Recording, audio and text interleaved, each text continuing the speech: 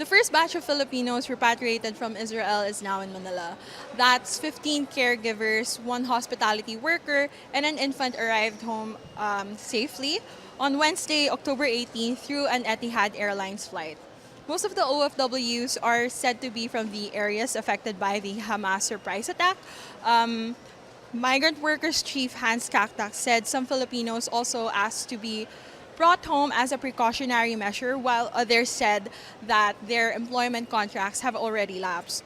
Upon arrival, OFWs were given wellness checks by personnel from the Department of Health, while care packs were also distributed. Assistance given to the affected migrant workers was lauded as a whole of government approach, as officials from TESDA, the Health Department, the Department of Foreign Affairs, and representatives from the Philippine Congress arrived today to welcome them back. There were supposed to be 17 of them, but one OFW had to stay behind in Abu Dhabi after experiencing chest pains due to high blood pressure. Officials say the OFW will be able to go back home once she gets medical clearance. Palestinian militant group launched a surprise attack against Israel on October 7, launching rockets during a Jewish holiday. On the first day of attacks, 3 Filipino caregivers were killed. As of now, 3 other Filipinos remain missing.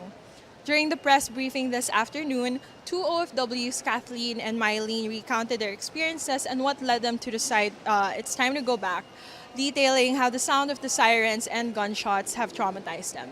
Mylene is a caregiver, and she said she actually had to say goodbye to her husband and her children back in the Philippines in fear that she would not make it. Still, she found it hard to leave her patient to go back to Manila. It was her family, too, that made Kathleen decide it was time to go home instead of staying behind. The DFA earlier said 388 Filipinos reached out for assistance, but only a few wanted to go home.